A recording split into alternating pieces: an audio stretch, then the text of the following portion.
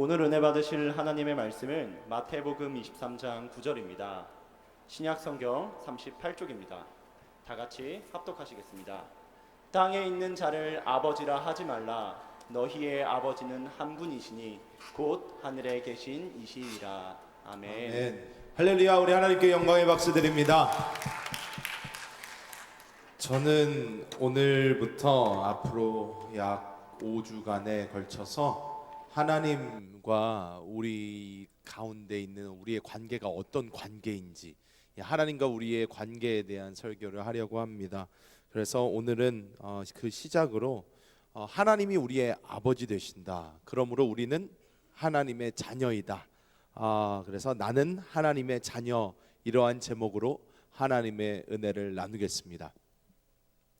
하나님과 우리의 관계를 생각해 보면 이 관계는 간단하다고 말할 수가 없습니다. 왜냐하면 하나님과 우리는 단순한 관계를 넘어 여러 가지 복잡한 것이 많이 얽혀 있기 때문입니다. 때문에 하나님과 내가 어떠한 관계인가라고 누가 물어본다면 우리는 굉장히 복합적으로 이야기할 수밖에 없습니다. 그런데 가장 먼저 우리가 교회에 오면 배우는 것 중에 하나가 우리가 하나님을 무엇이라고 부른다? 아버지라고 부른다는 것입니다. 즉 우리는 하나님을 아버지로 부르는, 우리는 하나님의 자녀가 된 그러한 백성이라는 것을 우리는 성경을 통해 알 수 있습니다. 오늘 특별히 이 말씀을 통해서 하나님과 우리의 이 아버지와 자녀된 관계를 볼 것인데, 우리가 하나님과 우리 사이에 있는 이 여러 가지 관계에 대해서 더 깊은 이해를 가지면 가질수록 하나님께서 우리에게 주시는 그 놀라운 은혜를 더 풍성하게 누리게 될 줄 믿습니다. 때문에 이제 오늘 말씀을 통해서 하나님이 정말 나의 아버지 되시는구나, 하나님이 나의 아버지 되시는 것이 나에게 어떠한 의미가 있는 것이구나, 이런 것을 잘 깨닫고 돌아가시는 모든 성도님들 되시기를 예수님의 이름으로 축복합니다. 자, 첫 번째로 하나님께서 우리의 아버지시다 라는 이 의미는 무엇이냐면 하나님께서 나에게 생명을 주신 분이라는 것입니다. 자, 따라해 봅니다. 생명을 주신 분. 생명을 주신 분.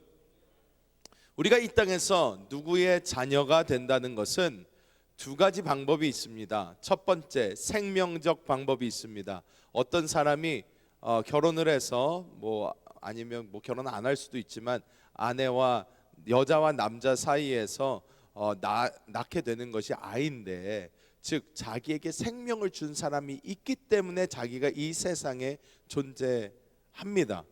여러분도 다 어머니와 아버지의 어떤 관계가 있었기 때문에 여러분이 생명을 가지고 이 땅에 이 자리에 있을 수 있습니다. 그러므로 우리는 누구의 자녀가 되기 위해서는 먼저 생명적 관계에 연결이 되어 있는 것을 볼 수 있습니다. 그런데 두 번째로 또 다른 방법도 있죠. 어떠한 방법입니까? 법적인 관계가 있을 수 있습니다. 우리가 비록 그 부모님의 생명을 가지고 태어나지 못했다 하더라도 어떤 한 부부가 한 아이를 보고 이 아이를 내 자식으로 키우겠다 하고 이 아이를 어떻게 하죠? 입양을 하면 이 아이는 이 부모의 법적인 자녀가 됩니다. 그런데 성경은 로마서 8장 14절부터 16절까지 이렇게 설명하고 있습니다. 한번 말씀을 함께 합독해 보겠습니다. 무릇 하나님의 영으로 인도함을 받는 사람은 곧 하나님의 아들이라. 너희는 다시 무서워하는 종의 영을 받지 아니하고 양자의 영을 받았으므로 우리가 아빠 아버지라 부르짖느니라. 성령이 친히 우리의 영과 더불어 우리가 하나님의 자녀인 것을 증언하시나니, 이렇게 말씀하고 있습니다. 이 말씀을 보면 양자의 영을 받았으므로 이렇게 설명을 하는데, 양자라는 이 단어를 원어로 보면 휘오데시아라는 헬라어를 썼습니다. 휘오데시아라는 헬라어를 썼는데 이 말 정확한 뜻은 무엇이냐면 입양이라는 뜻이에요. 입양이라는 뜻입니다. 그런데 이게 참 재밌는 것이요. 성경적 의미로는 어떤 말이 되냐면 하나님께서 선택한 사람에게 하나님의 생명, 하나님의 영을 부어 넣어 줘서 그로 하여금 하나님의 자녀가 되게 만든다라는 뜻을 가지고 있습니다. 이것이 보여주는 것은 첫 번째로 우리는 태어날 때, 이 땅에 존재하게 될 때에 하나님의 자녀로 태어나지 않았다는 거예요. 이것이 보여주는 것은 우리가 응애하고 이 땅에 태어났을 때 우리가 처음부터 태어날 때부터 하나님의 자녀로 이 땅에 태어나지 않았습니다. 우리는 어떠한 생명, 육신적 생명을 가지고 태어났어요.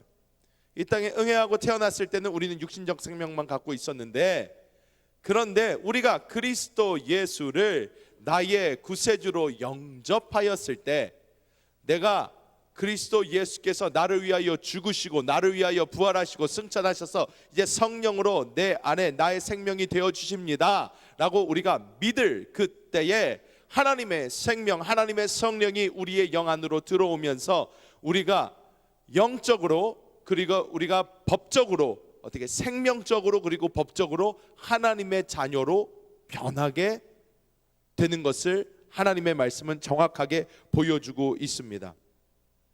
생명의 변화가 먼저 있었기에, 즉 우리 안에 하나님의 생명이 들어왔기 때문에 내 안에 있는 하나님의 생명으로 말미암아 우리의 법적인 상태도 변화됩니다. 내가 그냥 하나님의 생명을 받은 것이 아니라 하나님의 생명을 받고 하나님의 자녀가 되었기 때문에 나는 더 이상 이전에 살던 나의 생명이 아닌 나의 새로운 생명으로 새로운 법적인 위치를 갖게 되는 것입니다. 나의 새로운 법적인 위치가 무엇입니까? 하나님의 자녀라는 거예요. 하나님의 자녀. 그렇다면 나는 태어날 때는 누구의 자녀였습니까? 그냥 부모님의 자녀? 아니요, 우리는 영적인 의미를 봐야 됩니다.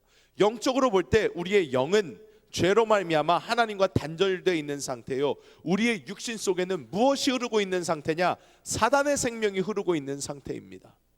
창세기를 보면 아담과 하와가 에덴 동산에서 거닐다가 하와가 먼저 선악과를 보고 하나님이 먹지 말라고 정확하게 말씀하신 그것을 불순종함으로 따서 먹게 됩니다.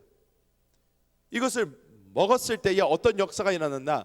그 선악과, 즉 사람이 하나님의 말씀, 하나님의 명령을 듣고 하나님께 순종하며 사는 생활이 아닌 스스로의 의지로 말미암아 죄를 진 그것, 그 사단의 생명, 높아지고자 하나님 같아지고자 하는 그 교만의 사단의 생명이 우리 몸속으로 들어와 우리 몸의 일부가 되었다는 것이에요.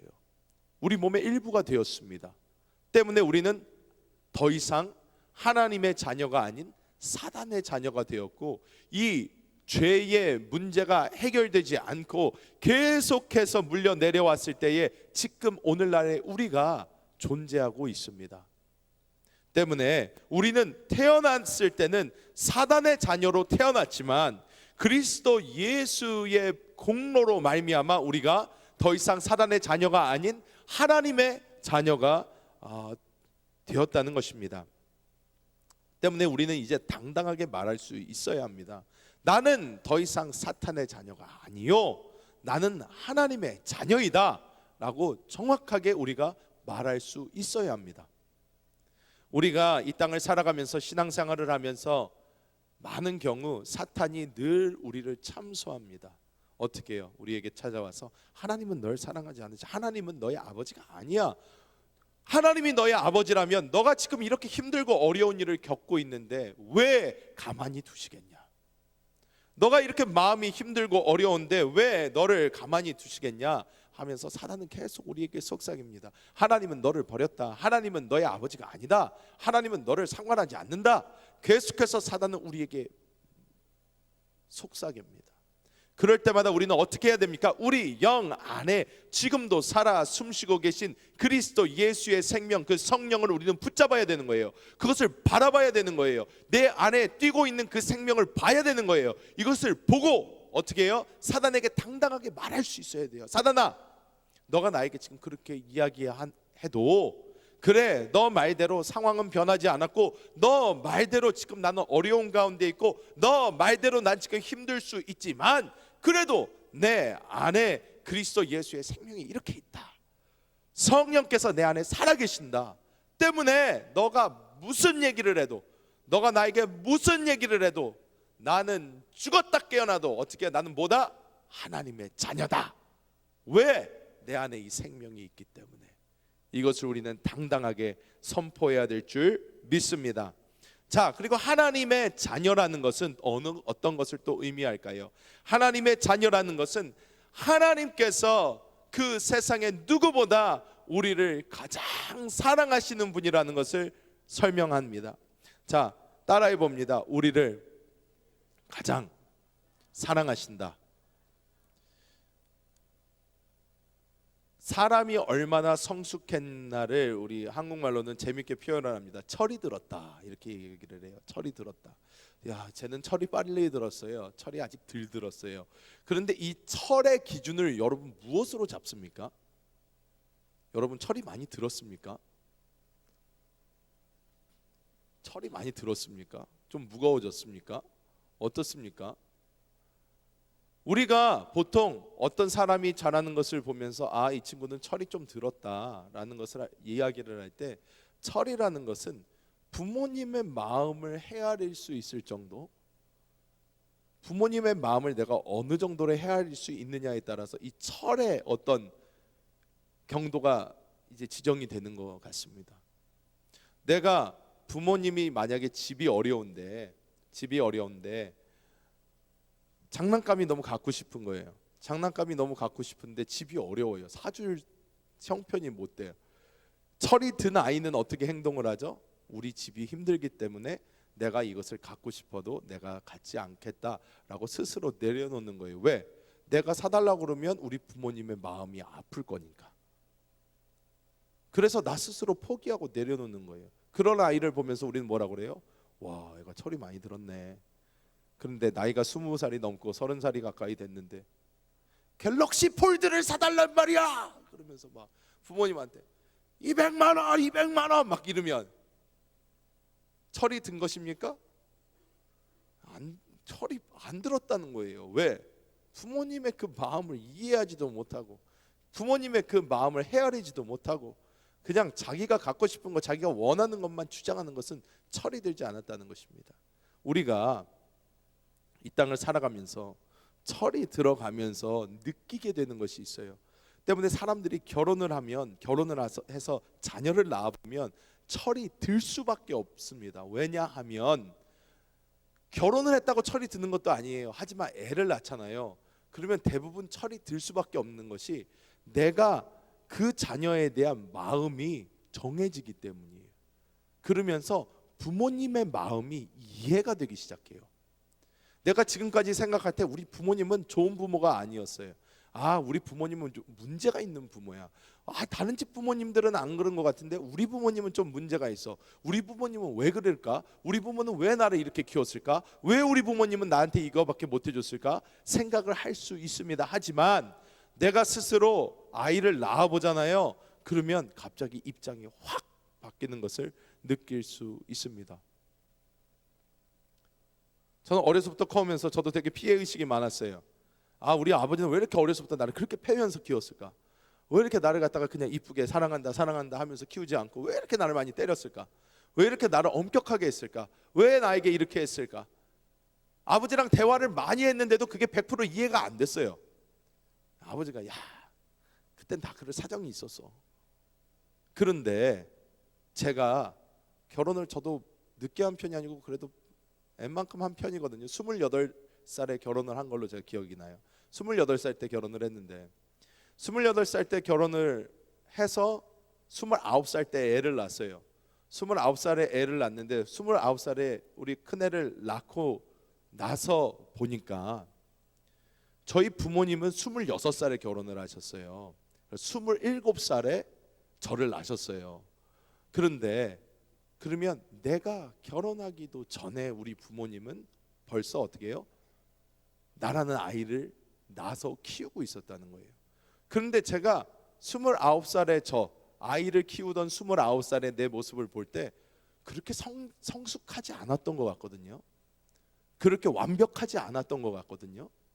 그런데 그 아이를 키우면서 그래서 느끼게 되는 것이, 나보다도 어린 부모님이 나를 낳아서 키우는데, 애를 처음 낳아서 키우는데 뭘 알겠어요? 아무것도 모르는 거예요.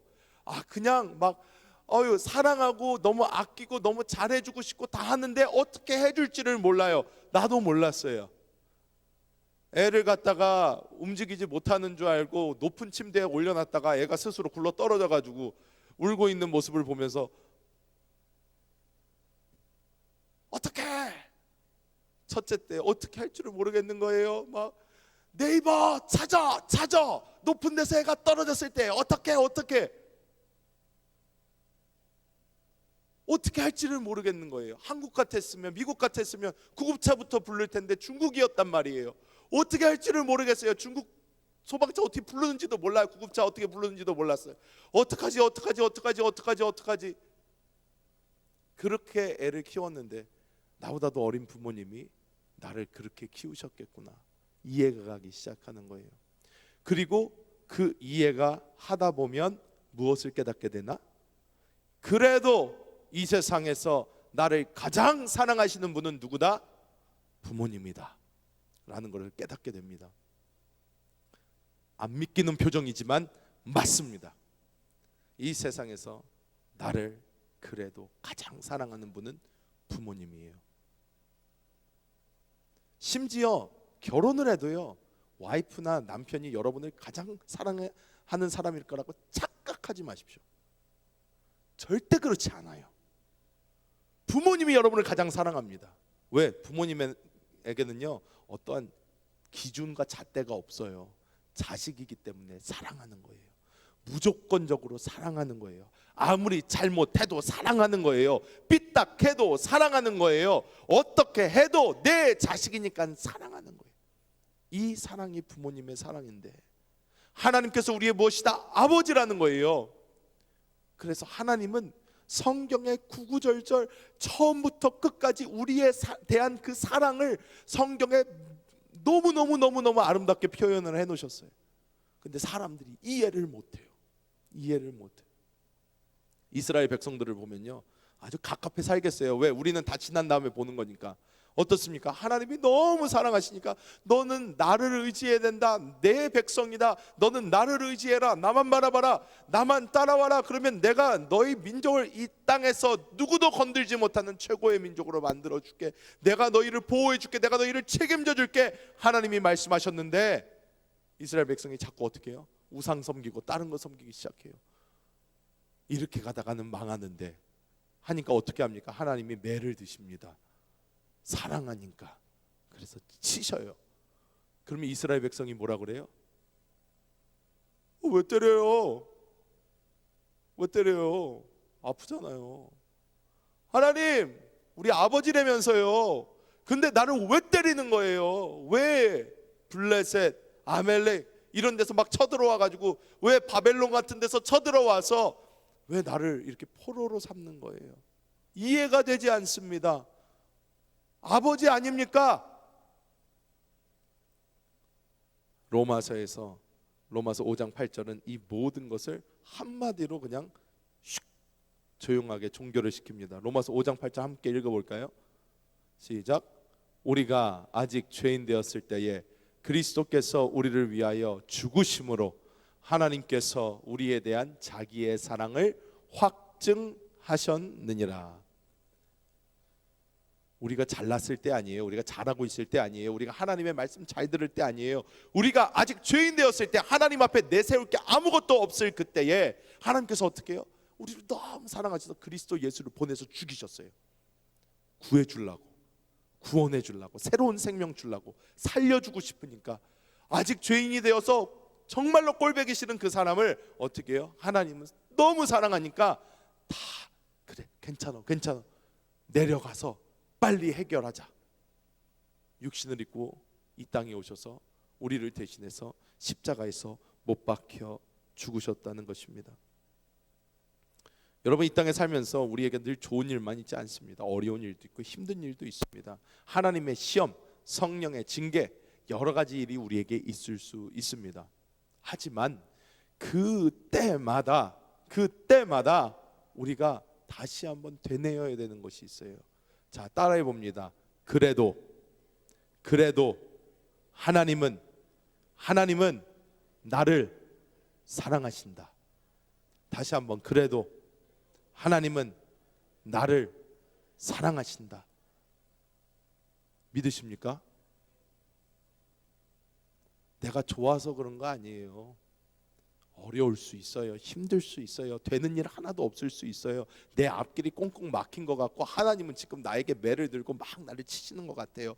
그래도 하나님은 나를 사랑하신다. 내 앞에 모든 길이 막힌 것처럼 보일지라도 그래도 하나님은 나를 사랑하신다.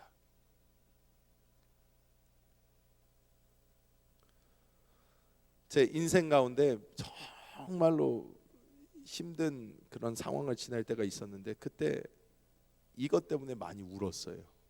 이것 때문에 많이 울었어요. 왜? 결국 하나님께서 깨닫게 해주시는 것이 이거예요. 다른 게 아니라 지금 내 머리로는 하나님의 뜻이 이해가 되지 않아요. 왜 하나님이 나를 때리는지 모르겠어요. 왜 지금 나에게 이렇게 어려운 일이 생기는지 모르겠어요. 이해가 안 돼요. 이해가 안 되는데 그래도 하나님은 나를 사랑하기 때문에 나는 하나님을 신뢰합니다. 나 지금 너무 힘들어요, 주님. 하지만 그래도 주님이 나를 정말 사랑하는 걸 알기 때문에 내가 지금 일이 잘 되고 내 인생이 활짝 펴가지고 내가 주님을 신뢰하고 의지하는 것이 아니라 나는 하나님이 예수님을 보내준 그 사랑을 믿기 때문에 주님, 내가 주님을 신뢰합니다. 어려워도 신뢰합니다. 설사 내가 잘못되더라도 신뢰합니다. 지금 내가 계획하는 것이 모두 다 안 될지라도 그래도 나는 주님을 신뢰합니다. 왜? 주님이 나를 사랑하기 때문에. 그리고 이 세상에서 하나님보다 나를 더 사랑하는 분은 없기 때문에 내가 주님 신뢰합니다. 이런 놀라운 신뢰를 보이며 나아가는 우리 모두가 되기를 예수님의 이름으로 축복합니다. 자, 그리고 세 번째, 따라해 봅니다. 우리의 모든 것을 책임지시는 분, 아버지가 되셨다. 우리가 하나님의 자녀이다 하는 것은 하나님께서 우리의 모든 것을 어떻게 하신다? 책임지신다는 거예요. 책임지신다. 부모로서의 가장 큰 책임감 중에 하나가 무엇일까요? 자녀를 먹이는 거예요. 애들이 아침에 일어나서 아침밥이 차려져 있는 것을 의심하지 않게 해주는 거예요. 먹고 싶을 때 반드시 먹여준다라는 것을 자녀들에게 주는 거예요. 이게 사실 부모로서의 가장 큰 부담감입니다. 어려서부터 제가 계속해서 들었던 말이 있어요. 너는 남자니까 처자식을 먹여 살려야 하니까 열심히 해야 된다. 그래서 남자들은요, 되게 재밌는 게, 남자들은 결혼을 하잖아요. 되게 재밌어요. 남자들은 점점 불효자가 되고요, 여자들은요 결혼하고 나서 점점 효녀가 된대요. 신기해요. 근데 왜 그런가 제가 굉장히 심각하게 고민을 하면서 생각을 해봤어요. 왜 남자들은 점점 불효자가 돼가고 여자들은 점점 효녀가 된다고 그래서 요즘은 그렇게 딸을 낳으려고 그럴까? 야, 진짜로 인스타그램에 지나가다가 이렇게 보는데 딸 낳는 방법 이런 게 나와요. 알아요? 남자들은 채소와 과일을 많이 먹고 여자들은 고기와 육류와 생선을 많이 먹어라 서부터 해가지고 딸 낳는 방법이 나와요. 딸 낳는 방법이 막, 그래서 어떻게 밑줄에 본전이니까 사람들이 열심히 하겠지. 요즘엔 딸을 더 좋아해요. 심지어 제가 첫 번째로 딸을 낳았더니 저희 어머니가 너무너무 좋아하시는 거예요. 딸 낳았다 그러면서. 저는 기분이 은근슬쩍 안 좋더라고요. 왜? 너무 좋아하시니까. 왜? 아들 어때서? 아들인데 아들이 어때서 딸 낳았다고 저렇게 좋아하시나, 막 배신감이 약간 느껴졌지만 어떻게 해요? 그래도 좋죠, 애 낳으면. 하지만 중요한 게요, 우리가 이 자식을 낳아서 우리가 이 자식을 먹여야 되는데 이 자식을 어떻게 먹일 건가를 우리가 책임을 져야 되기 때문에 이것이 늘 우리의 두 어깨를 이렇게 짓누르는 거예요. 우리 스스로는 그리고 부모님들에게 무엇을 배웁니까? 너 스스로를 책임져라. 너 스스로 독립성을 키워라. 이제 너 나이가 뭐 몇 살 되지 않았냐? 그러면 너 스스로 살 수 있어야지. 너 스스로 독립할 수 있어야지. 너 스스로 독립해서 살아봐라. 독립. 부모님들은 계속 가르쳐줘요. 왜? 본인들이 끝까지 책임질 수 없기 때문에 우리는 독립하고 우리 스스로 살아가는 것을 굉장히 자랑스럽게 생각을 하고 이야기를 합니다. 마태복음 6장 31절부터 32절 우리가 함께 읽어볼까요? 자, 시작. 그러므로 염려하여 이르기를 무엇을 먹을까 무엇을 마실까 무엇을 입을까 하지 말라. 이는 다 이방인들이 구하는 것이라. 너희 하늘아버지께서 이 모든 것이 너희에게 있어야 할 줄을 아시느니라. 이렇게 말씀합니다. 먹고 입고 마실 모든 것은 누가 책임지신다? 하나님이 책임지신다. 이렇게 이야기합니다. 요즘에도 그렇고 예전부터 그랬고 교회에서 어떤 분들이 말씀 선포하시는 걸 이렇게 보면 어떤 목사님들은 이렇게 말씀하셔요. 예수님도 이 땅에 계셨을 때 가난하게 사셨고 집도 없으셨고 굉장히 검소한 삶을 사셨기 때문에 우리도 어떻게 살아야 된다? 검소한 생활을 살아야 한다. 이렇게 말씀하시는 분들이 생각보다 많아요.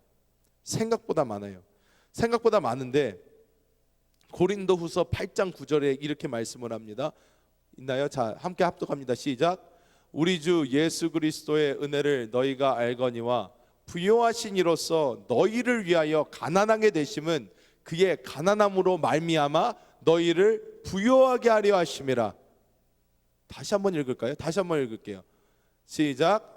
우리 주 예수 그리스도의 은혜를 너희가 알거니와 부요하신 이로써 너희를 위하여 가난하게 되심은 그의 가난함으로 말미암아 너희를 부요하게 하려 하심이라. 아멘. 여기서 우리가 깨달아야 되는 것이 무엇입니까? 우리 잘 먹고 잘 살아야 된다? 아니에요. 하나님이 우리에게 원하시는 것은 다른 곳에 있다는 거예요. 하나님이 우리에게 원하시는 것은 그냥 단순히 잘 먹고 잘 사는 게 아니라는 거예요. 하나님이 우리에게 원하시는 그 목적과 목표가 다른 곳에 있다는 거예요. 하나님은 우리가 먹을 게 필요하고 입을 게 필요하고 마실 게 필요한 거 아신다는 거예요. 아셔요. 아시기 때문에 하나님이 그것을 우리에게 충분히 또한 공급해 주실 수 있는 분이라는 것도 성경은 정확하게 이야기하고 있습니다. 그렇다면 하나님이 우리의 아버지 되심, 우리의 모든 것을 책임져 주심이 어떻게 살 때에 이루어지는가를 우리가 알아야 되죠. 내가 어떻게 살면 하나님의 그 책임지심이 내 삶 가운데 있을 수 있을까? 즉 우리는 우주에서 가장 부유하신 분을 우리의 아버지로 두고 있는데 그 우주에서 가장 부유하신 분이 우리가 이 땅에 존재할 때부터 우리를 향한 뜻과 목적이 있다는 거예요. 뜻과 목적이 있으면 하나님의 그 뜻과 목적대로 우리가 나아가기만 하면 하나님께서 이 땅에서 무엇을 먹을까 입을까 마실까 걱정하지 않게 해주겠다고 약속하시는 거예요. 그러면 하나님의 그 뜻과 목적이 무엇일까요? 마태복음 6장 33절. 아까 6장 어디를 읽었죠? 31절부터 2절까지 읽었는데 2절 그 다음에 나오는 거. 자, 읽어봅니다. 시작. 그런즉 너희는 먼저 그의 나라와 그의 의를 구하라. 그리하면 이 모든 것을 너희에게 더하시리라. 이 말뜻을 이해하면요, 여러분 굉장히 쉬워요. 사람들이요, 사실 예수 믿는 사람들이요, 이것만 좋아해요. 6장 31절부터 32절의 말씀은 자꾸 빼요. 왜? 막 뭔가 부담되는 것 같고 이렇게 해서 이 모든 것을 너희에게 더하시리라. 이것만 크게 읽어요. 너희는 먼저 그의 나라와 그의 의를 구하라. 그리하면 이 모든 것을 너희에게 더하시리라. 모든 것 더해지는 것만 너무 좋아. 그런데 너희는 먼저 그의 나라와 의를 구하라. 이것은 무슨 말이지? 이게 무슨 말이지? 쉽게 설명해 드립니다. 이것이 무슨 말이냐? 우리의 삶의 목적과 목표, 내가 나아가는 방향을 어디에 둬라? 하나님의 나라를 위해서 먼저 그의 나라, 의를 구하는 그러한 삶이 나의 삶의 목적이 되라는 거예요. 이게 목적이 되면 먹고 사는 거 하나님께서 책임져 준다고 하나님 약속하십니다. 먹고 사는 거 내가 책임져 줄게. 하나님 약속하시는 거예요. 이것은 무엇이냐면 디모데전서 5장 17절에 이런 말씀이 있어요. 내가 이 세대에서 부한 자들을 명하여 마음을 높이지 말고 정함이 없는 재물에 소망을 두지 말고 오직 우리에게 모든 것을 후히 주사 누리게 하시는 하나님께 두며, 이런 말씀이 있어요. 사도 바울이 디모데에게 보내는 편지예요. 자기 아들과 같이 사랑하는 디모데에게 주는데 어떻게 해요? 마음을 헛된 재물, 정함이 없는 재물에 소망을 두지 말고 오직 우리에게 모든 것을 후히 주사 누리게 하시는 어디에? 하나님께 두라는 거예요. 마음을 하나님께 두라. 마음을 하나님께 두라. 즉 내 눈, 내 마음, 나의 삶의 목적을 지금 무엇을 먹을까, 입을까, 마실까, 여기에 박혀있는 나의 눈, 나의 마음을 띄어서 어디다가 두라? 내 안에 살아계시는 주님께 두라는 거예요. 그러면 내 안에 살아계신 주님은 우리를 어떻게 인도하시나? 먼저 그의 나라와 의를 구하는 그러한 삶으로 우리를 인도하신다는 거예요. 자, 따라와라. 그의 나라와 의를 구하자. 내가 다시 올 그 길을 너가 만들어라 하면서 하나님께서 이끌어 주시는데, 우리가 그 길을 보고 부모님의 마음을 기쁘시게 하는 그 삶을 살면 하나님께서 모든 것을 책임져 주신다는 것입니다. 자꾸 저희 집 얘기를 해서 죄송합니다. 그런데 아무리 다른 예를 생각해 보려고 해도 다른 예가 생각이 안 나요. 요즘에 제가 겪는 일이어서 그런가 봐요. 우리 집에 애가 많잖아요. 넷이 있는데 그 중에 뭐 막내는 돈을 잘 몰라요. 근데 이제 첫째랑 둘째는 돈에 조금씩 눈을 뜨기 시작합니다. 그래서 첫째가 돈을 막 모아요. 그래서 뭐 여기 가서 뭐 아빠 신발 정리했어요. 그러면 제가 옛날부터 뭐 100원, 500원 뭐 이렇게 줘요. 그러면 그걸 갖다가 지갑에 막 모아요. 지갑에 모아가지고 또 아빠 뭐 했어요? 기분이 좋을 때는 5,000원을 줄 때도 있고 10,000원을 줄 때도 있어요. 이렇게 해서 막 이렇게 용돈을 줬더니 지가 가서 열심히 모읍니다. 열심히 모았더니 그러면서 지난번에 저희 부모님이 미국에서 오셨더니 할아버지 할머니한테 아주 큰 한 방을 날립니다. 뭐라고 날리냐? 애가 이렇게 들어가서 할아버지 할머니, 나는 1,000원짜리도 있고 5,000원짜리도 있고 10,000원짜리도 있는데 그 위에 게 없어요. 이거밖에 없어요. 그랬더니 어떻게 우리 손주를 갖다가 그냥 5만 원짜리도 없이 자 이리 와라. 그래가지고 5만 원짜리 이렇게 줘가지고 갑자기 재산이 팍 불었어요. 갑자기 막 부자가 됐어요, 애가.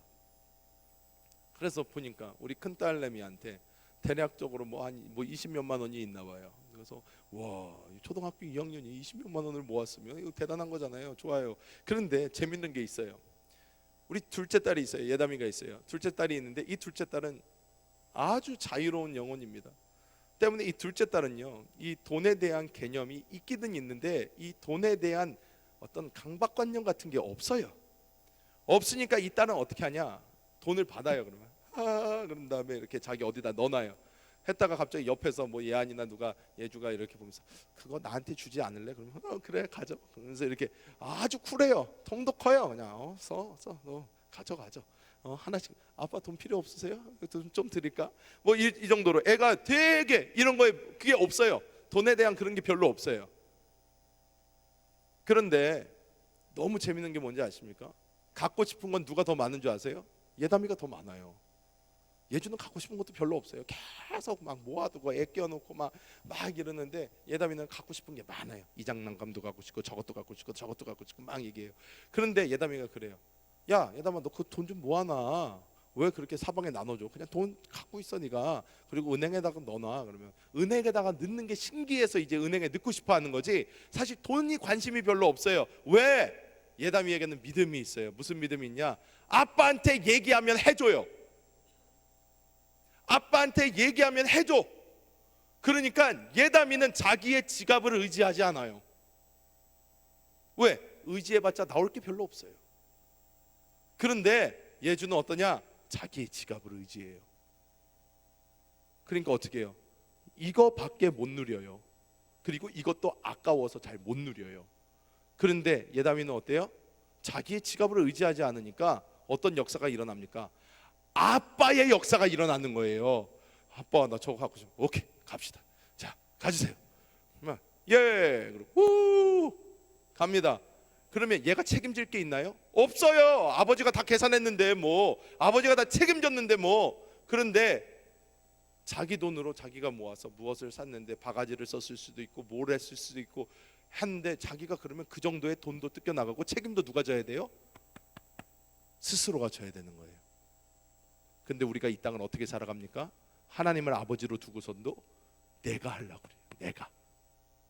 내가 할게요. 아버지 나 이거 할 수 있어요. 내가 할게요. 아 잠깐만 이게 좀 보세요. 나 이것까지는 내가 할 수 있어요. 막 해요. 그러면 어떻게 해요? 내 힘들고 내 에너지 빠져나가고 책임은 누가 져야 된다? 내가 져야 돼요. 우리에게 무슨 일이 있을 때 우리는 하나님의 아버지 되심을 먼저 인정하고 어떻게 해야 됩니까? 아버지 나에게 이런 문제가 있어요. 나에게 이런 일이 생겼어요. 아버지 일해주세요. 아버지 도와주세요. 아버지 해주세요 해서 하나님이 일하기 시작하시면 어떡합니까? 이 문제에 대해서 책임 내가 질 필요 있나요? 없게 되는 거예요. 왜? 아버지가 지시니까. 아버지가 책임져 주는 거예요. 그래 네가 못하겠다는데 그래 내가 해줄게. 하나님께서 일하기 시작합니다. 자, 어떤 삶 살고 싶습니까?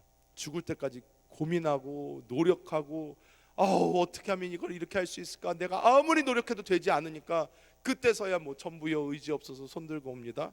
이게 아니라 처음부터 시작부터 아버지 알아서 해주세요. 아버지 좋은 분이시잖아요. 나 사랑하잖아요.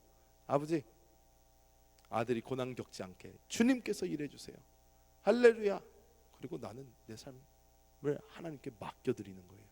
이럴 때에 우리는 하나님이 일하시는 그 강력한 손도 보게 될 뿐만 아니라 우리 마음에 진정한 자유를 얻게 될 줄 믿습니다. 자, 말씀을 맺도록 하겠습니다. 우리에게 가장 큰 선물이 무엇일까요? 하나님의 생명이에요. 우리를 하나님의 자녀 되게 한 하나님의 생명입니다. 이 생명을 받은 우리는 세상에서 가장 큰 선물을 받은 것입니다. 예수님을 믿는다는 것이 이렇게 놀라운 일이라는 것입니다. 하나님의 아버지 되심 그리고 나의 자녀됨, 이것을 더 깊이 하루하루 깨달을 때마다 우리가 하나님을 대하는 그 자세도 변하게 됩니다. 변하게 돼요. 하나님을 너무 어렵게만 대하는 것도 아니고 너무 또 가깝게만 대하는 것도 아닙니다. 우리가 하나님의 아버지 되심을 정확하게 보았을 때 그 아버지를 존경하면서 그 아버지에게 친밀감도 느끼면서 그 아버지와의 건강한 관계가 형성이 되는 것입니다. 너무 버릇없는 자녀가 아닌 하나님의 아버지 되심 위대하심을 인정해 드리면서 우리가 자녀로서의 모든 것을 누릴 수 있는 그런 놀라운 역사가 우리에게 있게 될 줄 믿습니다. 자녀됨, 이것을 성령 안에서 깊이 깨달으셔서 하나님의 풍성한 모든 것을 누리시는 여러분 되시기를 예수님의 이름으로 축복합니다. 기도하겠습니다. 하나님, 주님의 놀라우신 그 은혜 감사합니다. 사랑 감사합니다. 우리의 아버지 되어 주심을 그 무엇보다 감사합니다. 하나님, 지금까지 얼마나 우리가 우리 안에 있는 생명을 알지 못하고 하나님의 생명이 우리 안에 흐름도 알지 못하고 살아왔습니까? 이 시간 우리 안에 계시는 성령을 보게 하여 주시고 그 생명을 보게 하여 주셔서 하나님이 나의 아버지 되신 것이 깨달아지게 하여 주시고 하나님이 누구보다 나를 사랑한다는 것을 또한 깨닫게 하여 주시고 하나님께 모든 것을 맡기고 하나님께서 책임지시는 그런 놀라운 삶을 사는 우리 모든 성도들 되게 하여 주옵소서. 오늘도 주님의 은혜를 찬양합니다. 예수님의 이름으로 간절히 기도하옵나이다. 아멘.